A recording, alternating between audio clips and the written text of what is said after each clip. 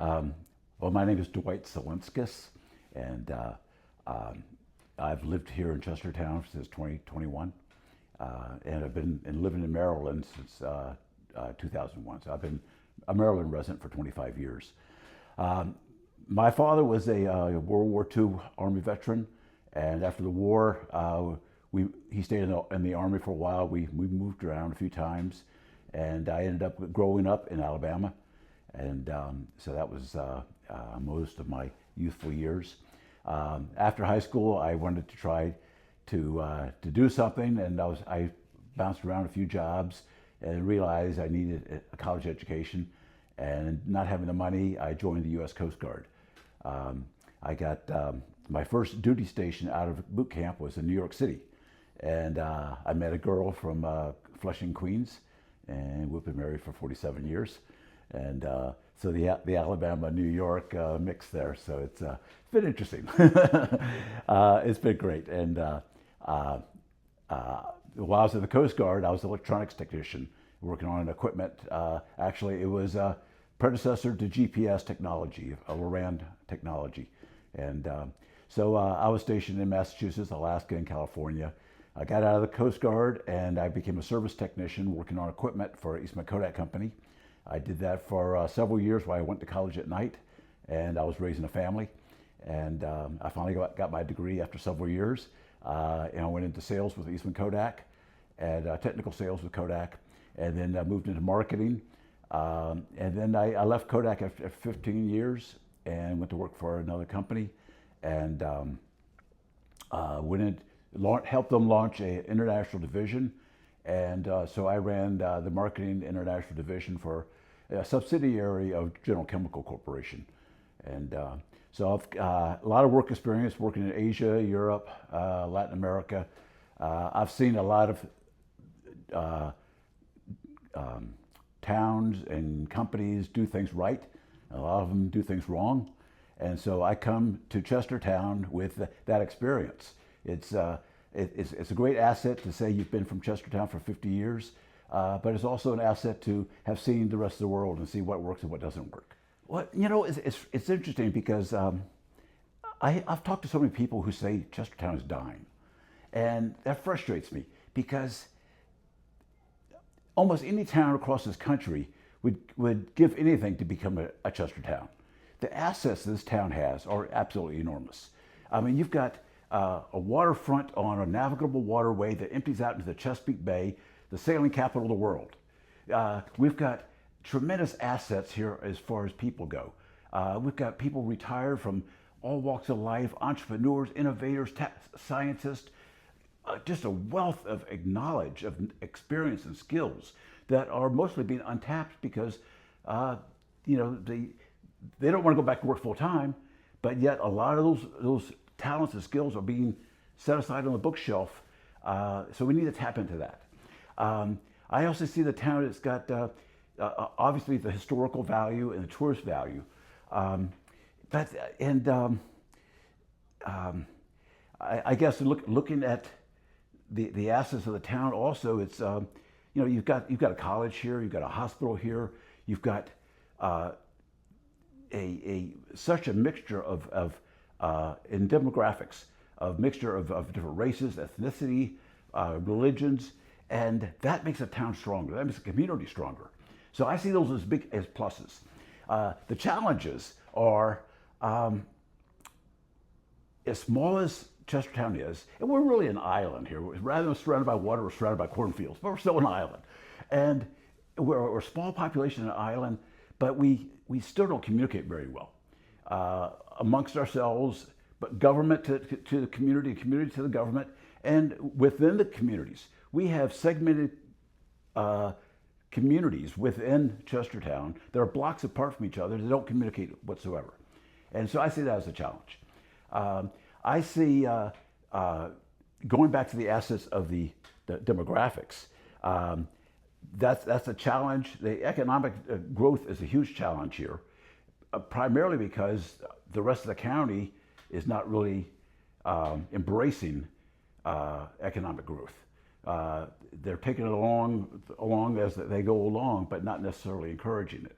I've looked at the economic development for Kent County, and there's incentives there for companies to come here and so forth. But you can go to the website of any other county in the state of Maryland, they're all basically the same. And there's nothing really enticing people. So, I look at the Washington College Innovation Plant, that has tremendous opportunity. And you include the knowledge and skills. I was talking to an individual the other day that he's probably 35 years old, recently retired from a very successful business venture. And he'll be willing to donate his time to form a small group. I'm looking to create an economic advisory council, non-governmental volunteers to meet maybe quarterly and to brainstorm, get together with some of the existing companies like Dixon, Lamont, and so forth, but then also bring in new people and work in conjunction with the economic development from the county, but work with Main Street, work with DCA, work with the college, work with the hospital, come up with ideas. Who knows, maybe I'm a veteran and I go to the VA over across the bay, but maybe the distances are correct that this might be a good hub for a VA clinic in conjunction with the hospital. I don't know. There's a lot of little possibilities, and you need the right set of minds and open-mindedness to think about some of these things. I'm a firm believer in doing what you do best and not trying to do everything. And I'm good at a few things, but I have no problem with researching things and finding out the better way of doing things and so forth. And just this morning, I was researching municipal bonds and trying to determine if the bond that the town secured for the marina was the right choice of bond for that application. I kind of questioned whether or not that was the correct decision to make.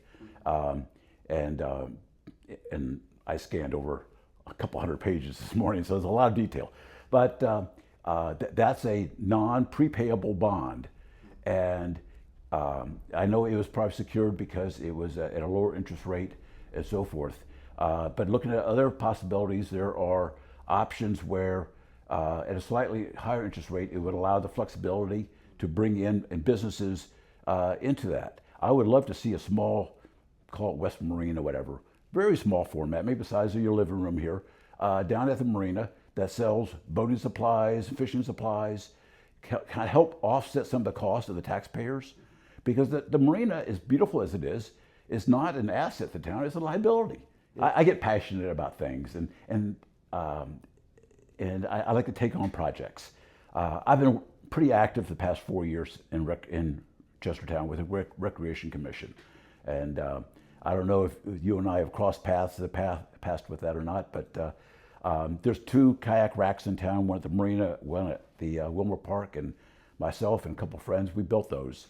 Well, what we did is we put together a plan, went to the council, got them to approve us to do it. I went to Home Depot in Middletown, got a price for lumber, took that quote to Chestertown Lumber, asked them if they would match that price, and they matched the price, and they provided free delivery. So the point being is trying to be collaborative here. You don't have to go out and hire an engineering firm to build a kayak rack. You have a couple volunteers and a couple businesses to help out, and you can make it happen. The middle school project is a huge endeavor to be taken on for any community, and especially challenging for us here in Kent County, because there are a lot of reasons people bring it up why we should not do it, not invest in the future. And people say, the population is decreasing, we can merge this in with a high school, and let's put some chewing gum on it to hold the building together for a couple more years. And it's almost a defeatist feeling. And I believe we've got to invest for the future, absolutely. And it's a big project to undertake. And I feel that people who are not sending their kids to the public middle school right now and maybe sending them to private school, or they're considering moving outside the county, I think they're going to have a second thought. They're going to say, if this kind of money has been invested in this technology for the building of this school and is in trying to encourage the very best teachers to come here, let's give it another shot. And what's going to happen is some of the best performing students in the county who may not be going to public school right now will be returning to public school. Our grades are going to start going up. As our grades start going up, you're going to see more people outside say, hey, let's go check out look at the improvement of Kent County schools. And so it's going to continue to feed. So I think you have to invest for the future. Talk about collaboration, first of all. And one of the things that attracted me most of all to Chestertown was the volunteerism here. I see so many people involved in doing things. And that's great. That's absolutely fabulous. But at the same time, there's much further we can go. And so what I would like to see is collaboration on the part of the town with the county. I've been to many town council meetings, and I've never seen a county commissioner there. I haven't been to as many county commission meetings I've met, but the ones I have been to, the only times I see town council people there is when maybe David Foster's making a presentation, something like that. So the point being is there's no collaboration between the two organizations. And then I look at situations with like equipment and so forth. And everyone's struggling to keep their equipment operational and new and in good condition. We've got these jurisdictions here that sometimes have duplicity in equipment. There's no reason why we can't use county equipment. You know, people tell me about in the winter, the snow plows come from the county down to the county line and turn around and go back. Why? I mean, we own that county snow blowing equipment just as much as the rest of the county does. There's no reason why it can't plow. I mean, just because they're not county roads, there's still roads that are in the Kent County. They're not state roads.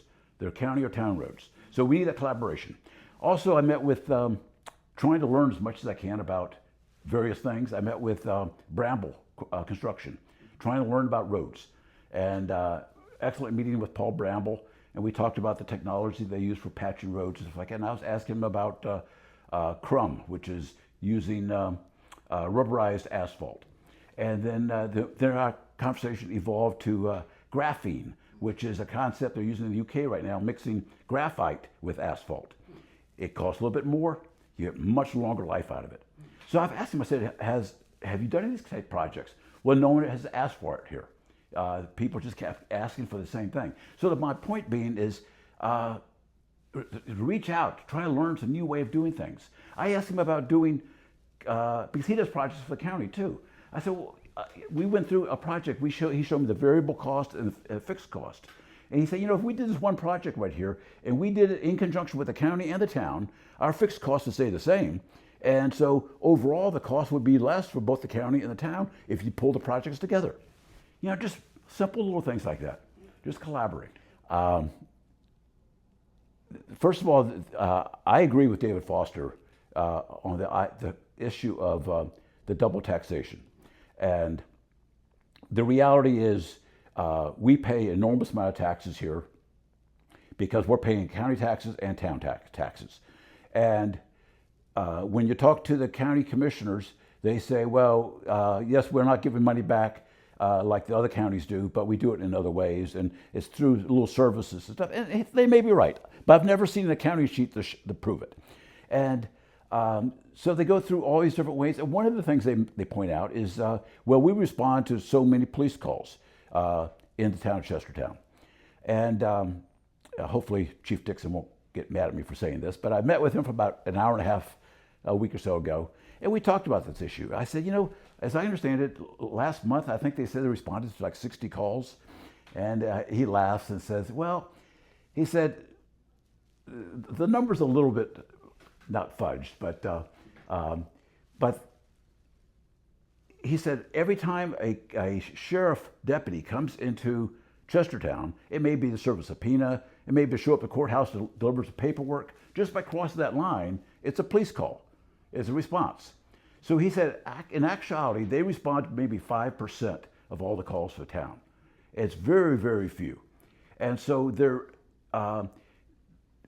going back to the tax issue is, yes, I agree, we do need to work on this, this tax issue, and it needs to be more equally distributed, the services. In the meantime, we do need to collaborate. We need to find ways where we could share resources. find areas where we can work on projects together. One of the things we want to do with our Recreation Commission is extend the biking trail from the water tower up to Wharton.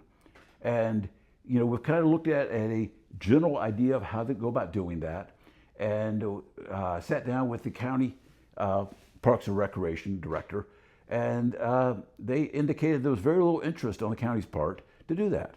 What do we need a trail for?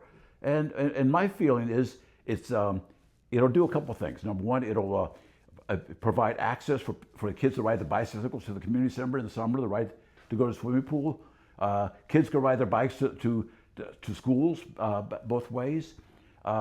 As the trail extends and continues to get larger and larger, it becomes an attraction for bikers to come here. As more bikers come here, you can have bicycle shops or ice cream shops all opening along the way. So it's another economic development.